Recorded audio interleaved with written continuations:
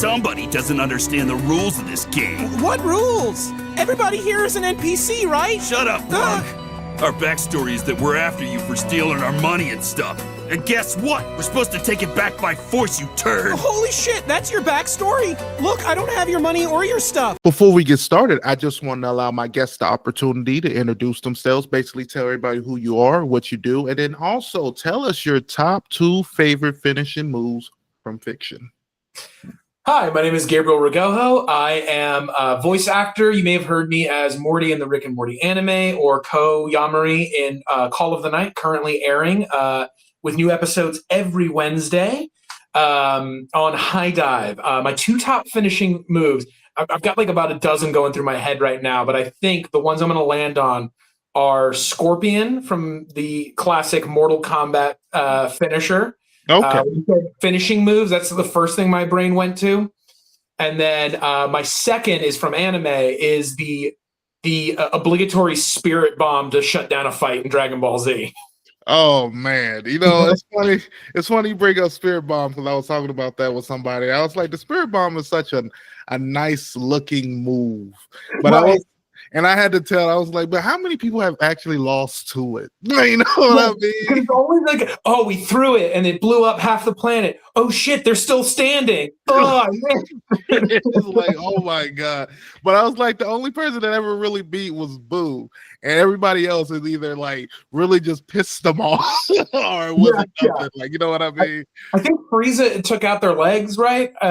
Like that was the big finisher. No, that was the buzzsaw move that Krillin's got. Anyway, Yeah, when he the Kians but he hit him with the Spirit Bomb right before he turned Super Saiyan, because remember that was the thing that made everybody thought he won, and then as soon as he came back, that's why everybody was like, "Oh my god!" and he started killing everybody. Right? Yeah. But for my 2 favorite finishers, it took me a while to pick these 2 because I'm like, you got so many things you think of, but I had to land on 2, and I feel like these are the 2 best finishers. As soon as you see these be used, normally people don't come back up. Yeah. So for my number 2, I chose Hawkeye from Dragon Ball Z. This is a move that bears usually use. It's Destructional Force. Most of the time when this gets hit, you're not coming back. It's one of the strongest energies known in anime that I think of. And for my first one, we're going to see this anime come back shortly, so I can't wait, but I chose Serious Punch from One Punch Man. Man, as soon as he gets real, man, it's crazy, because if you've seen the first season of One Punch Man when he was going against Barrow, if I'm thinking correctly, maybe not, but when he actually uses the move on him and actually destroys everything, you realize how strong Saitama really is. You know what I mean? But before we kind of get into our interview, I just want to ask you anything real quickly. Is there any movies or anything you've seen recently? I know we have the Demon Slayer movie that just come out recently. I don't know if you went to see that or seen that. I have not seen the Demon Slayer. I'm actually I'm very behind on a lot of like what's coming out currently. So I got a lot of homework, but I think right now the film like I'm most interested to go see is One Battle After Another, the Paul Thomas Anderson film. Okay. Looking forward to that. And then so as we're speaking now in this moment in September, I've just recorded some of Call of the Night, which we're getting close to the last like penultimate episodes, and okay, I'm getting stoked for that. I'm like, so I hadn't read the manga. I've been like, just seeing what the episodes. I have the show present to me as it comes up, and it's fun. It's fun. I'm very excited for people to get to see it. I know that it's like currently releasing sub, so maybe people know what I'm thinking about, but as we're going through the dub, I'm like, ooh. So yeah. That's pretty cool. That movie you were talking about, is that the movie with Leonardo DiCaprio? It is. Benicio del Toro, their former terror cell, enviros. Anyway, and like it's like 20 or something years later after they've like kind of put down their cause and they're just like trying to make a life. But I've been hearing some really good things about that one, so I'm very stoked to see that. Yeah, I have too, because literally before I got on here, I was just hearing a reviewer talk about that on TikTok. So it seems like it's going to be interesting. It's I was a little bit interested to see that that Jordan Peele produced movie, him, but I don't know. A lot of the reviews have kind of scaved me away from wanting to go see it. So I'm not sure. Is that the one with the Marlon Wayans? Yep. I don't care what reviewers say. I'm gonna go see it. I think I want to see like Marlon Wayans take on a crunchy, like still comedic, but like more serious role. Like, oh, Marlon Wayans. Okay, yeah, just to kind of see him pull out his acting bag. I could feel that. Yeah. But when I went to the theaters, I went to go see that new Conjuring movie instead, and that one was pretty good, but not as good as the first one. I don't think they can make another Conjuring as good as the first one. Yeah, I mean, they're like what 5 or 6 movies into that franchise or something like that. I mean, if you added in all the other storylines with the Annabelles and La Varroa, so it's a lot. So trying to keep up with them and everything. But this was supposed to be the movie that ended everything, and it took me a while to realize that they were portraying real people. Like these were people that were going to people's houses and like, oh, you heard the refrigerator open at night? It's a demon in here. Like, you know what I mean? Yeah. Like, oh my god. Yeah. Whew. But going ahead and jump into our interview. For my first question, I want to ask you is when looking at your IMDb, I noticed that you're one of my favorite sports animes, Haikyu. I wanted to ask you, how does it feel playing on that as a lot of different recurring characters, but from different teams and stuff like that? So you got to kind of feel the energy from all the different teams and things. What was your favorite team to play on, and what was your favorite character? So I'm a little partial to Kazuhito Narita, who's just a bench warmer on Karasuno. Okay, I feel that. Just because he's a part of the hero team, and it's like you always want to be part of the good guy, or not even the good guys, but part of the protagonist team, right? Yeah, I feel that. But I'm having trouble remembering some of the names. But there is a team that is I think I was like a pretty boy with like kind of like swoopy hair, and they were like blue was their uniform. It's been a while since I've seen Haikyu, but yeah, there was because he was like very like and then like got humbled in the game, and then like was like cool with the team afterwards, and like he was like, hey, you guys are pretty good, whatever, you know what I mean? So but it was a lot of fun to get to play both on Karasuno and then against Karasuno, you know? So that's like pretty cool. I felt a little like whiplashy in terms of like, you know, like go Karasuno. So, but yeah. Okay, I think you're talking about from Daytech, looking at just kind of looking at all the different pictures of people you played on the team. Yeah, Daytech. I wish I could say his name. Tatehito. Is that what you're trying to say? Tatehito? So there's on Karasuno, there's Kazuhito, who's number like 11, I think. He looks like the guy with the widow's peak. Yeah, I know what you're talking about. Yeah. He's just like real happy to be there.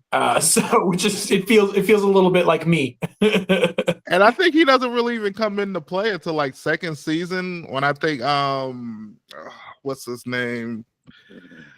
Not Shoyo, but the setter, he busts his nose and then he comes in, and after that, yeah. Well, and then in the dumpster battle movie that came out, I think last year, he's like he gets in the game. He's you know, he at least sets up a play for the team at least one round while they're trying to get their play together, and he's like, okay, I did it, all right, and then they pull him.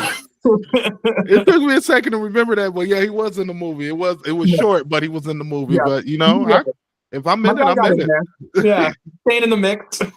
And then the funny thing is, you got 2 more movies you can be in. You know what I mean? I don't know if he's in the next 2 because I haven't watched. This is the only anime where I haven't read the manga just to know what's going to happen, just because I like the story. You know what I mean? So the surprise is half the fun. But moving on to my next question is, what made you want to become an actor? And then when did voice acting become an option? So I wanted to be an actor. as early as I can remember is like watching films with my grandparents. So like just so I would stay a lot with my grandparents while my folks worked. And so I would watch a lot of old movies, and I was just very captivated by like old Hollywood.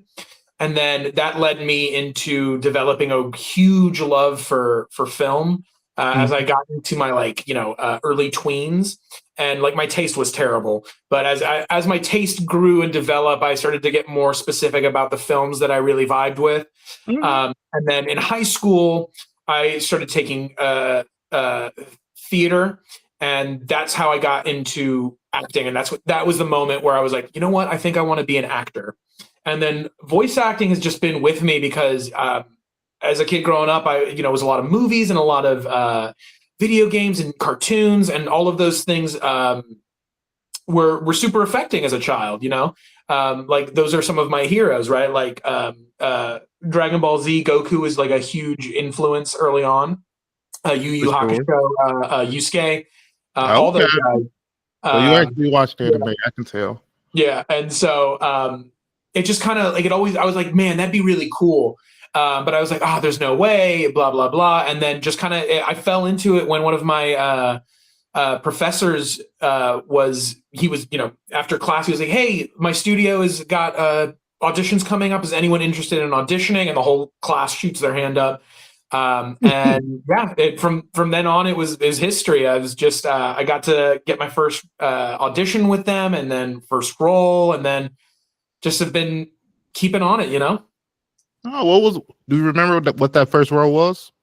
I believe it was either oh my gosh, it was a mecha anime. There was 2 mecha animes. It was either Nobunaga the Fool, where Nobunaga is piloting these giant mechs with, and I played like the younger brother Nobukatsu, or it was Leon Kuze in, I want to say it's Muv-Luv, but I'm not entirely sure if I think it's Muv-Luv. It's Muv-Luv alternative total eclipse. I'm looking at it now. And as my first role, I remember kind of being like, "Fuck yeah!"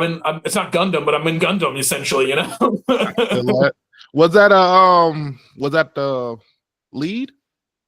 In Muv-Luv, no, it was essentially the Iceman to the main character's Maverick. Okay, that makes good sense. So that's pretty cool that you got your first opportunity actually when you were in school. You know what I mean? Because a lot of times people go to school and you'd be like, how am I actually going to do what I want to go study? You know what I mean? Actually get a job. So the fact that you were actually able to get a job is pretty cool. Was it kind of hard knowing that you were going to have to compete against people in your class? Like, were you kind of nervous? Like, dang, I know that guy over there. He can act for real. I think I mean, not entirely. Like there is a level of like, okay, these are my peers, but also like competition in some way. But a lot of my class at the time, we all had all different voice types. So I don't know if you've had Ben McLaughlin on the show or Shelby Blocker. They also do a lot of shows with Sentai. Okay. But they were part of my acting class. Christina Kelly, Sarah Nelas. These are all people I went to school with. And so like we have all very distinct and unique voices. So I was never too worried. I was always just very happy to see them succeed as well, because someone else's success can lead success towards you. And like either you can be bitter or you can be positive about it. And I'd rather be positive. I mean, yeah. So just answering your question, like I never felt like in direct competition. It was always sort of like, maybe a little like friendly rivalry, and it's like, hey, I booked this show, and it's like, oh, that's great, and it's like, your audition was super good, and sort of like, trying to help each other and like give each other like, man, I want to get in there. So yeah. Okay. After talking to a lot of voice actors, I feel like that's the sentiment that you all kind of keep, where y'all kind of like a small kind of community where y'all trying to uplift each other. So I think that's a pretty cool. You know what I mean? Mm-hmm. Moving on to my next question I want to ask you is, what do you find most rewarding about being a voice actor? I think for me, the most anime is one of those mediums that is sort of high octane versions of very personal interpersonal relationships, So like it may be goofy, it may be a little over like melodramatic almost in some points, but I think sort of the earnestness and the desire for these stories to do good is such a wonderful thing to be a part of. The amount of people I've gotten to speak with about sort of how anime affects them in certain ways, how it like helps them through their daily life, and even looking at myself, like, you know, those shows that and those characters that gave me sort of that gas to like be a better version of myself. And so getting to be a part of that is just really exciting, because sometimes you know, as an actor, sometimes you're going to have roles or gigs that you're not like super jazzed about. True. But with anime, you know, you get such a wide variety, which is always like variety is the spice of life. And so being able to take on all these really interesting, complex characters that you really wouldn't get to do in traditional media. Like, when can I play a vampire assassin that has like, you know, super cool sword skills and with a British accent, you know, like that's not normally a thing you get to play like on stage or in like a movie. So getting to do that and yeah, it's just a lot of fun too. And getting to work with all of these rad people, just really different walks of life and different perspectives and just all really unique, wonderful people. For sure. One thing I've always liked about voice acting that I always thought was pretty cool about it is the fact that you don't have to look a certain type to play anything. You know what I mean? You can literally play anything from a tree to a talking dog, like anything. So it's like, I feel like voice acting is so open in that in that terms, and you know what I mean. What do you find least rewarding about being a voice actor? The least rewarding aspect of it is just and least rewarding in that it can just be difficult sometimes, but just the work you put in. Sometimes, a lot of the times, 90% of the times, it's going to be no.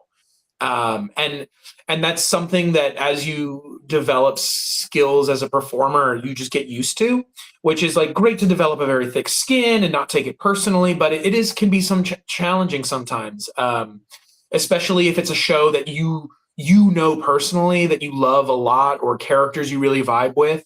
And sometimes it just, you know, you weren't the right fit, and that's okay. And you celebrate the success of those who did book, and you support, and it ends up panning out in the end. But that can be the most difficult and I guess least rewarding portion of it.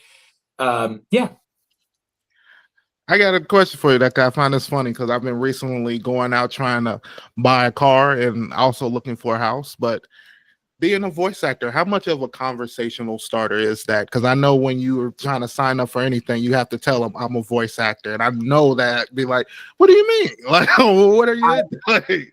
I like so I'll use it. I try to use it sparingly, because it's like one of those things. Like if I'm speaking with someone that is not into anime, they're like, "Oh, you're a voice actor. What cartoons?" And I'm like, "Oh, well, these very specific ones." And they're like, "Oh, well, I've never seen those." And so it's like one of those things where like it can end up with egg on my face. But sometimes it's really, really useful too. Is like if just sort of like I'm an awkward person generally. I don't know if that's coming across, but like one of those things where like, you know, it's sort of like you'll be in a group of people having a conversation, and like I'm more than happy to listen, and then I can be like, "Oh, well, you know, I've done an anime here and there." And they're like, "Wait, what?" So it's always nice to like, you know, just have a little bit of a flex, which is nice. Especially when you're talking to people who love anime. I know that's definitely be like, okay, now I'm the top of the conversation. Yes. Yeah. And, you know, anime fans are some of the most like really wonderful, but so intense sometimes. And so like, you're like they can be like, you know, completely like stoic. And then all of a sudden you mention anime, and it just, all of those walls drop, and they're like, "Yo, let's talk." And you be sitting back like, well, we calm down. I play a little bit, not all of them, but okay. Yeah. Well, my next question I want to ask you, you kind of brought it up a little bit in the beginning. One of the main reasons I kind of brought you on is because I wanted to talk about your role in the Rick and Morty, the anime. Yeah. How was it playing the main role character of Morty? And were you a fan of the original Rick and Morty show? Yeah, so I was a latecomer to Rick and Morty. Like I think season 3 was already out when I jumped on. Okay. And then yeah, I mean like Community is one of my favorite shows, and that's also a Dan Harmon project. So like the style of humor and the sort of Dan Harmon sort of adapted hero's journey and the way he writes is super compelling, and I've always been a huge fan of sci-fi. And then getting to play Morty, even in just the anime, was such a surreal experience. I texted my wife as soon as I went into the audition. I was like, "Baby, I think I'm auditioning for Rick and Morty right now." And I mean, it's all caps text back, like, "What the fuck?" So, I mean, we're like geeking out at like through the phone. And I'm like, moving on up. with the director, and I'm like, yeah, this is really rad, man. And like Andrew Love, who's a wonderful, hysterical guy, he's like, yeah, all right, buddy, come. It's Rick and Morty. You're excited. And I'm like, yes. For sure. I got a question. How do you feel the anime? Do you feel it's similar to the regular TV show, or different, or like what would you say?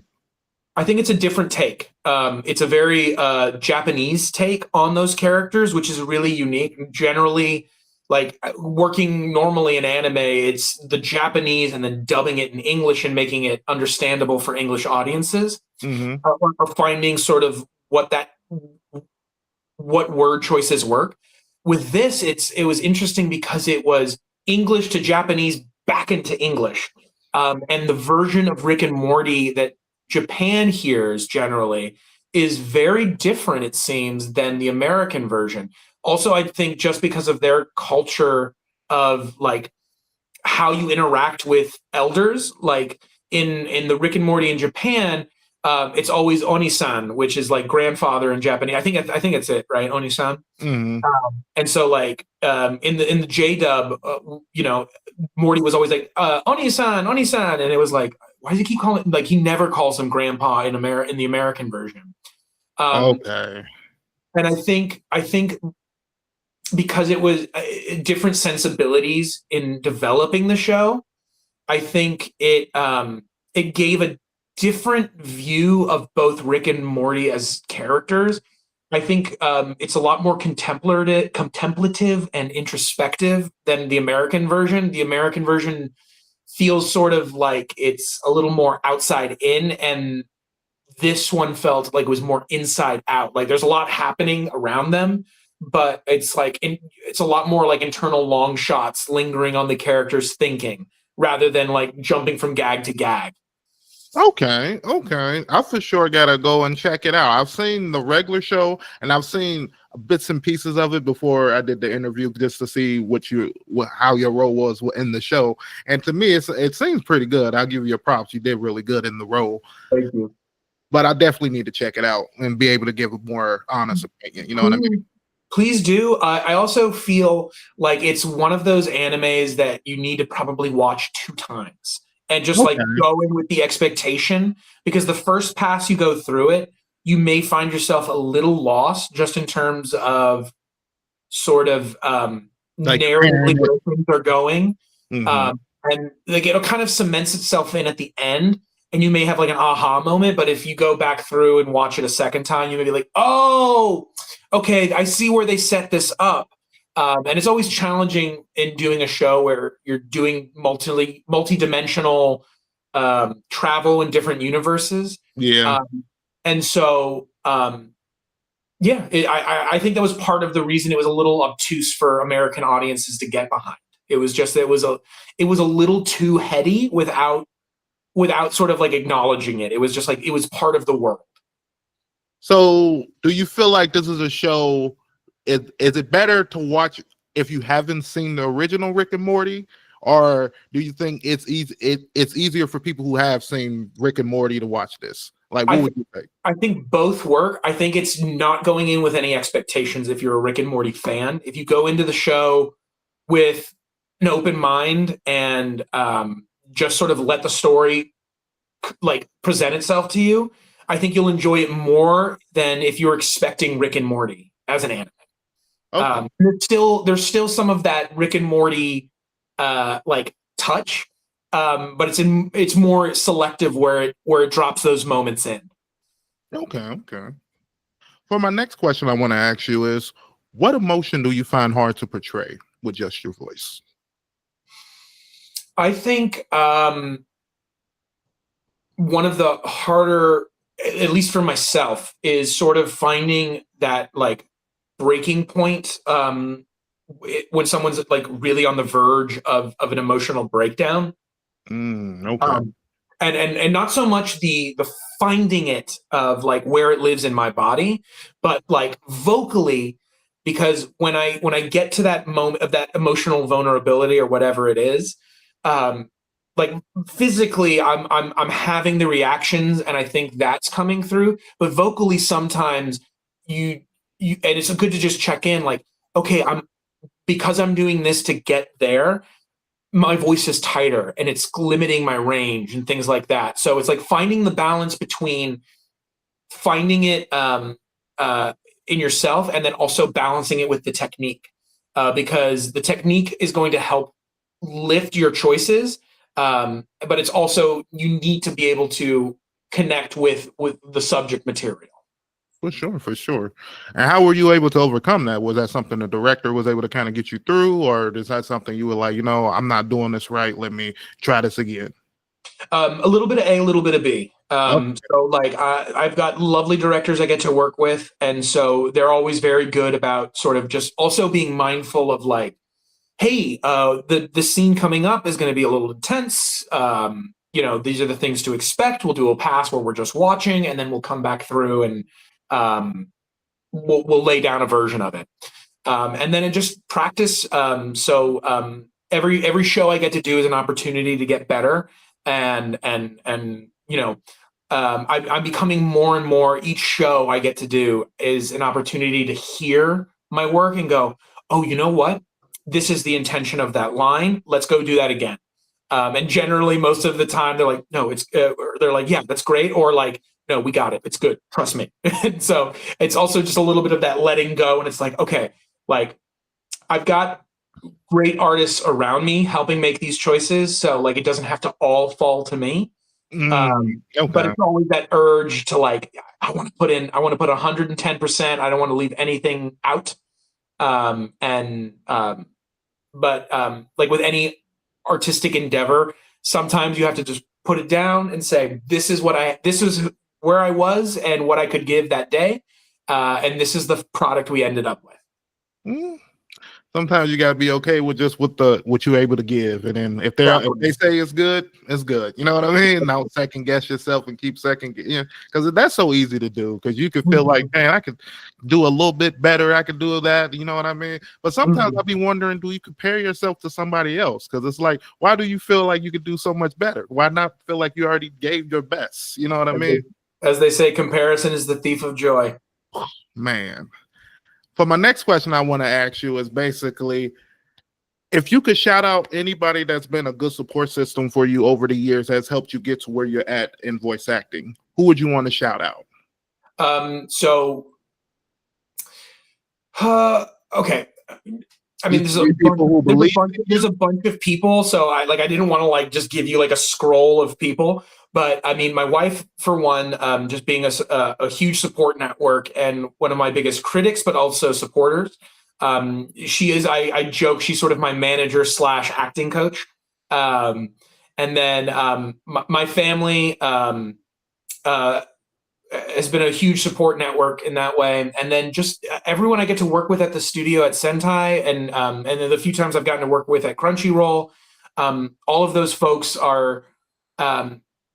they have a passion for the medium and they have a passion for people who are passionate about it.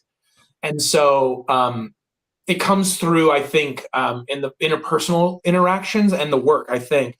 But in those interpersonal connections, it's, like giving support and like, hey, that was good and things like that. And even just something as simple as a compliment from them sometimes is just what you need to like, I don't know about that, or I feel stretched on this. I'm like, no, it sounds good. You're good. But yeah. Yeah, I tell people you never know how much you're doing good, man. Keep it up.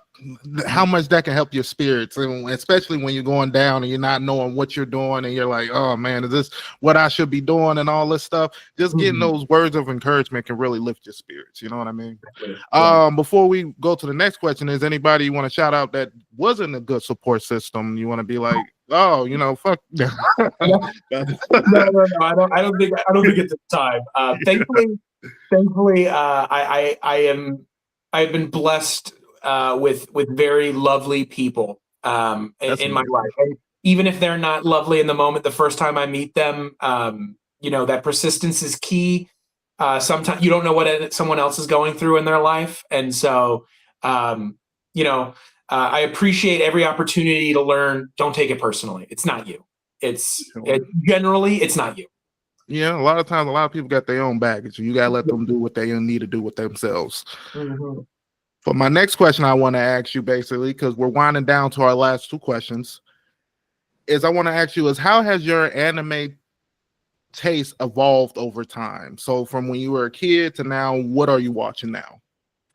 So I think I'm finding myself more drawn to like single season stories.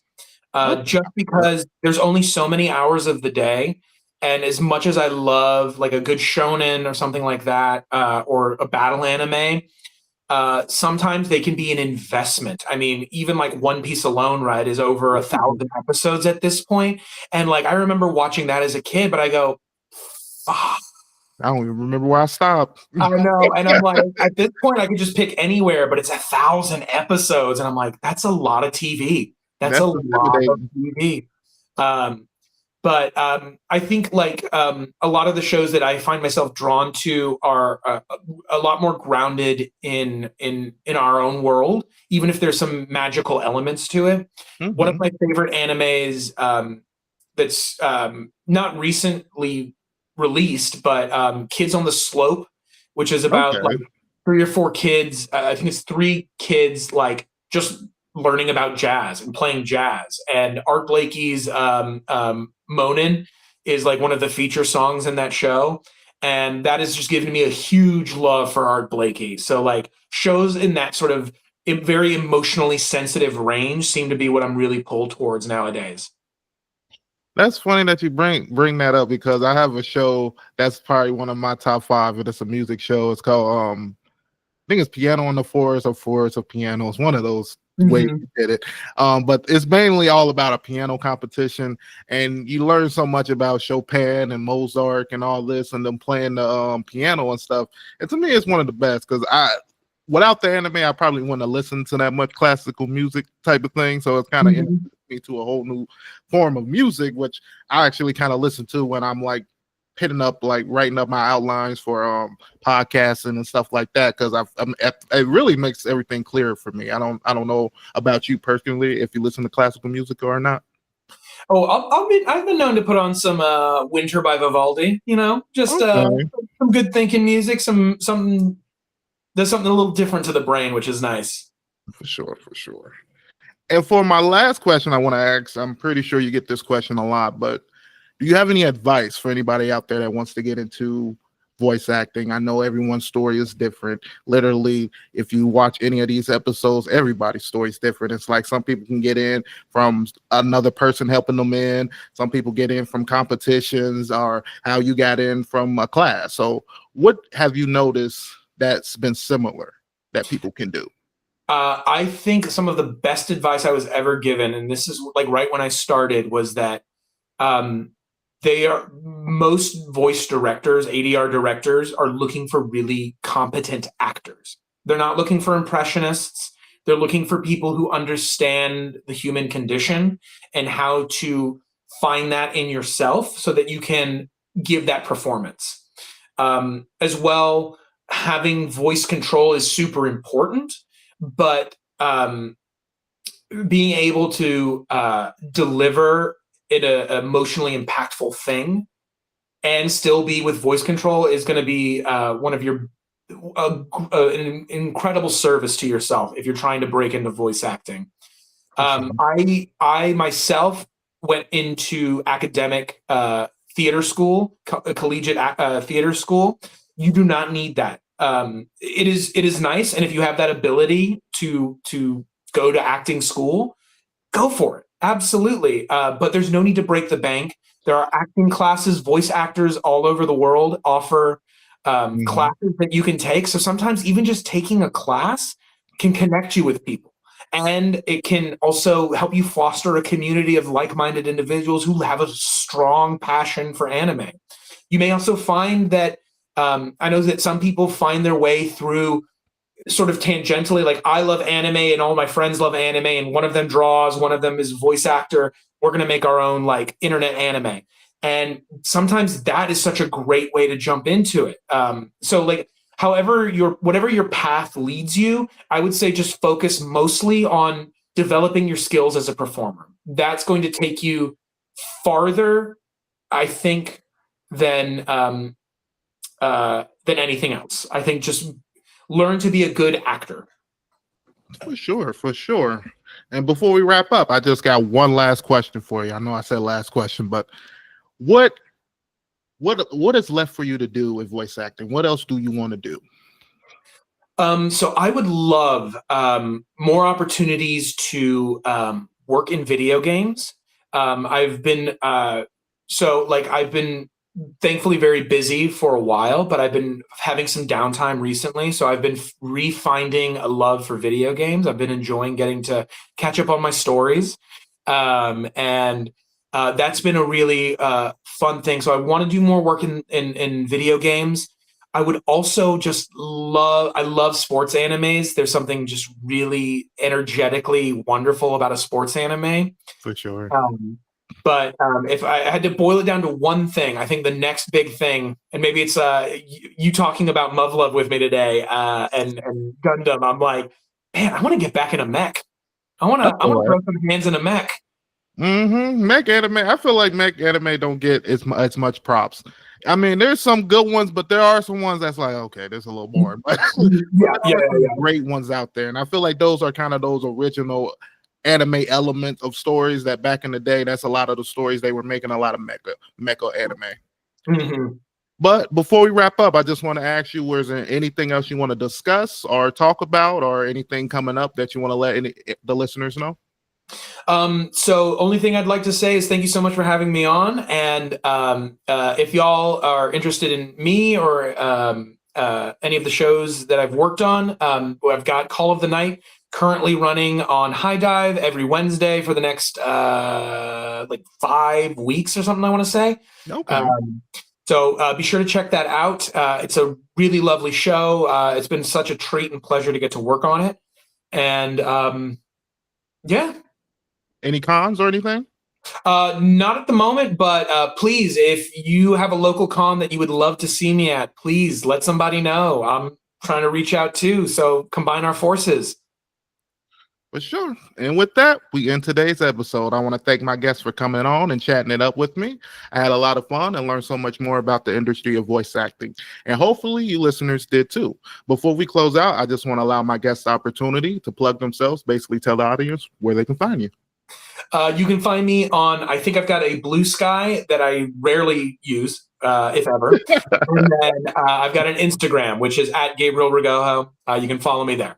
I don't post there very much either, but you can find me there. I'm sorry for laughing when you brought up Blue Sky, but I just remember when I forgot. I think it was when Twitter was having all that beef, and I noticed all the voice actors were getting a Blue Sky, but I've never. Every time like I bring them on here, they never really promote it. So I'd be like, dude, what was that? Was that just a movement for a bit? But I guess nobody. Yeah. I think it's just one of those things that there's not enough traffic on that site, unfortunately. But let's try and change that, y'all. Come on. For sure. And with that, I just want to say thanks. And if you guys have any questions for him, I'll have his links and everything below. So if you guys just want to tell him you liked him in Haikyu or he was good as Rick and Morty, the anime, let him know. All right.